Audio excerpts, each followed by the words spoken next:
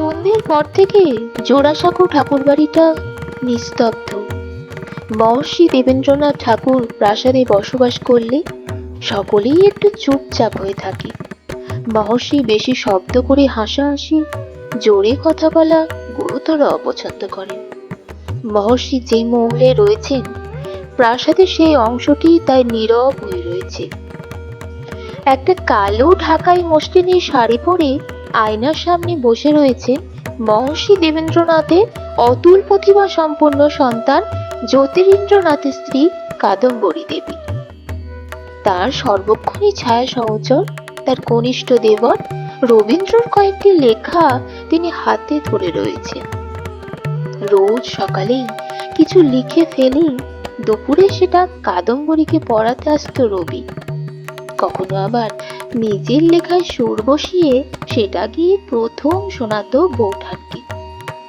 রবির জন্য প্রতিদিনের কত ছোট বড় অপমান ভুলে থাকতে পারতেন কাদম্বরী, কিন্তু সেসব কথা এখন অতীত হয়ে গেছে। সেই রবি এখন নতুন বন্ধু পেয়েছে। রবির বিয়ে হয়ে গেছে 4 মাস আগে। প্রথমে বিয়ে করতে চায়নি সে, কিন্তু বিয়ে করে ফেলবার পর থেকে আর যেন কাদম্বরীর দিকে তাকিয়ে কথা বলতেও সংকোচ বোধ করছে রবীন্দ্র। জোড়াসাঁকো বাড়িতে এসে থাকছেও না। তার প্রায় বালিকা স্ত্রীকে ঠাকুরবাড়ির মতো করে গড়ে পিটিয়ে নিতে হবে, সেই জন্য মেয়েটিকে নিজের কাছে রেখেছেন রবির মেজ বৌঠান জ্ঞানদা নন্দিনী। কাদম্বরীর সন্তান নেই, স্বামীও শুধু দিনে নয় রাতেও ব্যস্ত। কোনো না কোনো থিয়েটারে মহড়া শেষে প্রায় সব রাতেই নটীদের কক্ষে থেকে যান জ্যোতিরিন্দ্রনাথ। বহুদিন তার কথাও হয় না নিজের স্বামীর সঙ্গে। হাতের বইগুলো নামিয়ে রাখলেন কাদম্বরী। কোন ছোটবেলায় বিয়ে হয়ে এসেছিলেন এ বাড়িতে, প্রায় 19-20 বছর আগেকার কথা। কত কথা আজ মনে পড়ছে। বিয়ে হয়ে যখন এসেছিলেন সেই বালিকা বয়সে, সকলের সব কথার অর্থ বুঝতেন না কাদম্বরী। একটু বড় হয়ে বুঝলেন।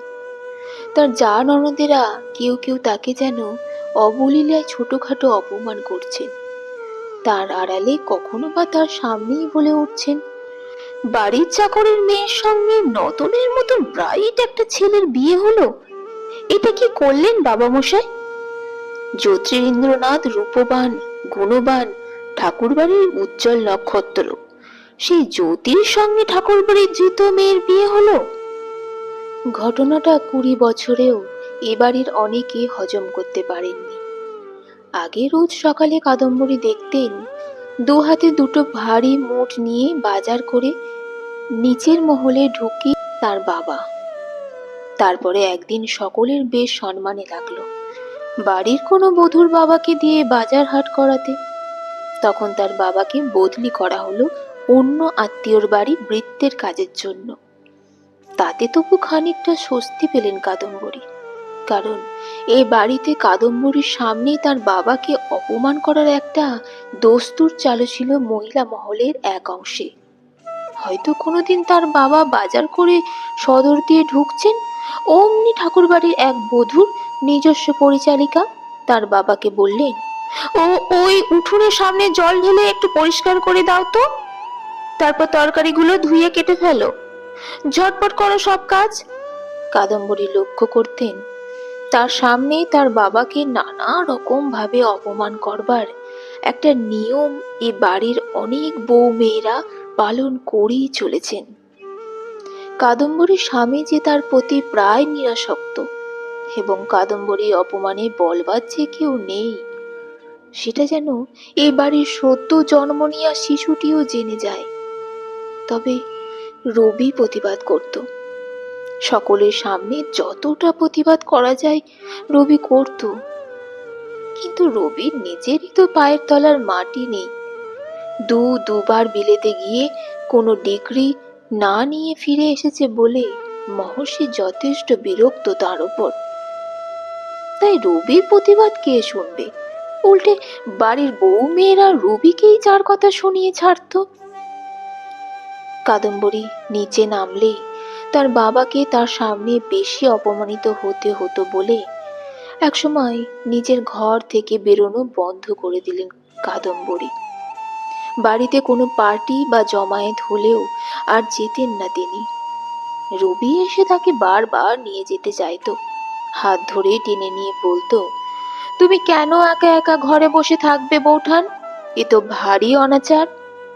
কাদম্বরী যেতেন না, বলতেন, শরীরটা ভালো লাগছে না রবি, তুমি যাও, তোমার গান শুনবে বলে সকলে বসে রয়েছে। রবি মুখ কালো করে ফিরে গিয়েছে। ঘরের বাতি নিভিয়ে দিয়েছেন কাদম্বরী। সেই রবিও এখন কত দূরে সরে গেল। একবার তার খাঁচার একটা ময়নাকে কেউ উড়িয়ে দিল। কাদম্বরী ছাদে উঠে দেখলেন চারিদিকে শুধু কাক আর ময়নার পালক উড়ছে কয়েকটা। ছাদ থেকে প্রায় পড়ে যেতেন তিনি সেদিন, রবি এসে তাকে ধরে না ফেললে। রবি তার চেয়ে প্রায় 1.5 বছরের ছোট, তবু তাকে সে তখন কত ভোলাতে চেয়েছিল। সেবার বলেছিল, বৌঠান, পাখিটাকে আমি ছেড়ে দিয়েছি। নিজে দেখেছি ও অনেক দূর উড়ে গেছে শো শো করে, কোনো কাকপক্ষী ওকে ছুঁতে পারেনি। এবারের কোনো অদৃশ্য হাত যেন কাদম্বরীর সমস্ত ভালোবাসাকে ছিন্ন ভিন্ন করে দিতে চায়। তার বুড়ো পাখিটাকে কেউ ছেড়ে দেয় না হলে। রবির দিদি স্বর্ণকুমারী সারাদিন রাত লেখালেখি নিয়ে থাকেন। তার ছোট্ট মেয়েটা একা একা ঘুরতো সারা বাড়ি। কাদম্বরী মেয়েটাকে চান করিয়ে দিতেন, খাইয়ে দিতেন। ঠিক সেই মেয়েটাই সিঁড়ি থেকে পড়ে গেল। সে কি চাপ চাপ রক্ত! এবারের অলিন্দ খেলান থেকে শোনা গেল কেউ বলছে, একটা আটকোয়া অপয়া মেয়ে ছেলে, নিজের ছেলে পেলে নেই, তাই স্বর্ণদ্বীপের মেয়েটাকে রাক্ষসীটা খেলো। স্বর্ণদিদির মেয়ে উর্মিলার ওরকম রক্তাক্ত মৃত্যুর পর থেকে নিজের ঘরে একেবারে যেন গুটিয়ে গেলেন কাদম্বরী। নিজের ঘরে বসে আফিন খেয়ে নেশায় বুঁদ হয়ে থাকতেন। রবি তবুও আসতো তখনও, কাদম্বরী যাতে দুঃখে ডুবে না যান। তাই জন্য গান শোনাতেন, কবিতা শোনাতেন। রবির এই আচরণ সহ্য হলো না অন্যদের। কাদম্বরীকে একেবারে একা না করে দিলে কারুর কারুর বুক ফেটে যায়। রবির বিয়ে শুধু হয়ে গেল তা নয়, রবিকে জোড়াসাঁকো ছেড়ে থাকতে কার্যত বাধ্য করা হলো। কাদম্বরী একদিন দেখলেন রবি জোড়াসাঁকো এলো, নিজের কক্ষে প্রবেশ করলো, তারপর কিছু দরকারি কাগজপত্র নিয়ে আবার দ্রুত পদক্ষেপে বেরিয়ে গেল। কাদম্বরী জোড়াসাঁকোয় বসবাস করেন তা বোধহয় নিজের জীবনে নানা ঘটনা ঘটায় ভুলে গিয়েছিল রবি। কাদম্বরী দেরাজ থেকে একটা শিশি বের করে, শিশি থেকে সবগুলো আফিনের বড়ি মুখে দিলেন, জল খেলেন। তারপর কোনো চিঠি লিখলেন না কাউকে। জোড়াসাঁকোর খিড়কি, অলিন্দ আর রবি ঠাকুর তার না লেখা চিঠি হয়ে রয়ে যাবে যুগের পর যুগ। এই শহর থেকে কত কি মুছে যাবে, কিন্তু তার এই না লেখা চিঠির চিহ্ন কোনো দিন মুছবে না। ঘরটা নিষ্প্রদীপ করে দিলেন কাদম্বরী।